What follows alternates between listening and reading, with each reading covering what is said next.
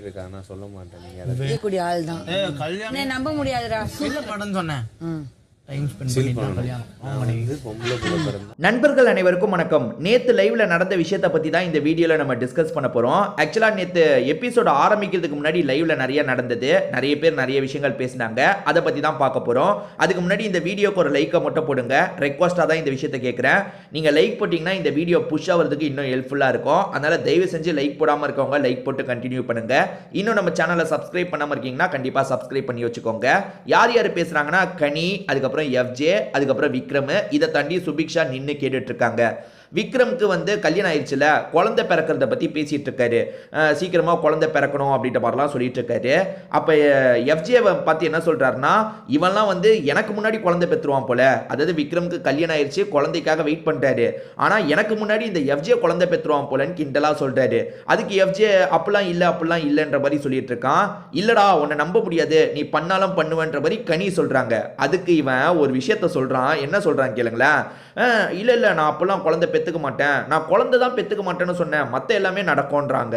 அதாவது இவன் என்ன சொல்றான்னா, கல்யாணம் முடிஞ்சதுக்கப்புறம் ஒன்று மண்ணாலாம் இருக்க தான் செய்வோம், ஆனால் குழந்தை மட்டும் ஒரு வருஷத்துக்கு நான் பெற்றுக்க மாட்டேன். என் ஒய்ஃபு கூட நான் ஜாலியாக நிறையா டைம் எல்லாம் ஸ்பெண்ட் பண்ணுவேன், ஒரு வருஷம் எனக்கு, அதுக்கப்புறம் தான் குழந்தைய பற்றி யோசிப்பேன்றாங்க.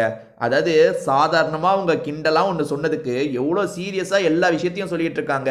அதே மாதிரி அவன் எப்படி படுத்துட்டு இருக்கான் பாருங்களேன். கனியோட மடியில் படுத்து தான் இந்த விஷயத்தெல்லாம் பண்ணிட்டு இருக்கான்.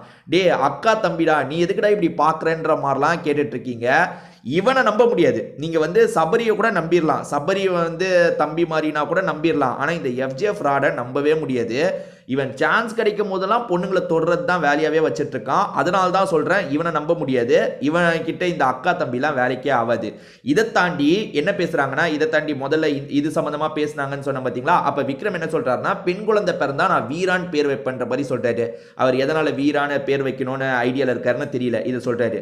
இதை தாண்டி அடுத்த ஃபேமிலி டாஸ்க்கை பற்றி இவங்க பேச ஆரம்பிக்கிறாங்க. அதாவது ஃபேமிலி டாஸ்க் வரும், அந்த ஃபேமிலி டாஸ்க்கை பொறுத்த வரைக்கும் அப்போ தான் நிறைய கேம் ஓப்பன் ஆகும். இப்போ உதாரணத்துக்கு நம்ம எல்லாம் பார்வதி நினைச்சிட்டு இருக்கோம்ல, வெளியே பார்க்குறவங்க பார்வதியை கூட பெரிய ஆளா நினைக்கலாம். நம்ம எல்லாருமே சேர்ந்து பார்வதியை டார்ச்சர் பண்ற மாதிரி கூட அவங்க பார்வையில் இருக்கலாம், அதாவது ஆடியன்ஸ் பார்வையில் அப்படி இருக்கலாம்.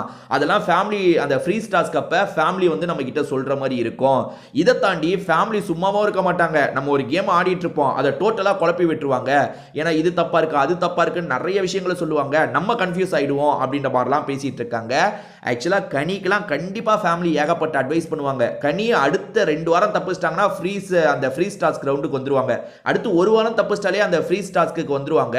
அப்படி ஃப்ரீஸ் டாஸ்க் வரைக்கும் இருந்தாங்கன்னா கண்டிப்பாக கனிக்கு செம்ம அட்வைஸ் இருக்கு. தனியாக யாராவது கூட்டு போய், கனி நீ இந்த எஃப்ஜே கூட மட்டும் சுத்தாத, எப்பா யார் கூடனாலும் சுத்து, இந்த எஃப்ஜே பைய கூட மட்டும் சுத்தாத, வெளியே ரொம்ப ரொம்ப தப்பாக போயிட்டு இருக்குன்ற மாதிரி சொல்லுவாங்க. ஏன்னா வந்து கனி எஃப்ஜே கூட சுத்துறது ரொம்ப தப்பாக போகுதுங்க, ரொம்ப நெகட்டிவாக போகுது. கனி தரப்பு லாயர்ஸ் இருக்காங்கல்ல, இந்த மாதிரி தப்பாக போஸ்ட் போடுற எல்லாரையும் பிடிச்சிட்டு இருக்காங்க. நீங்கள் தப்பாக போஸ்ட் போட்டால் நீங்கள் லாக் பண்ணலாம், எதனால பண்ணலாம்.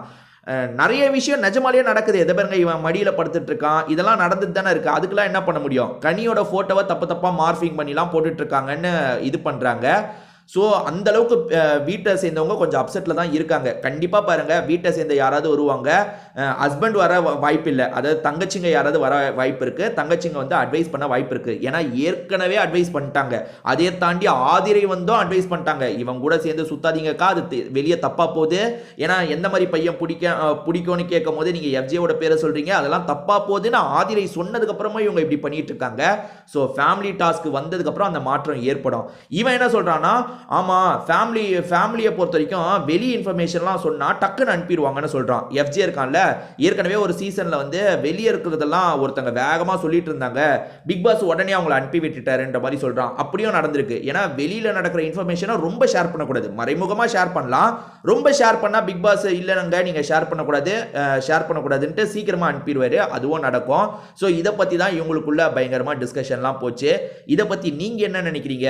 உங்களோட கருத்து என்னன்றதையும் ஷேர் பண்ணிக்கோங்க. வேற ஒரு வீடியோவில் பார்க்கலாம்.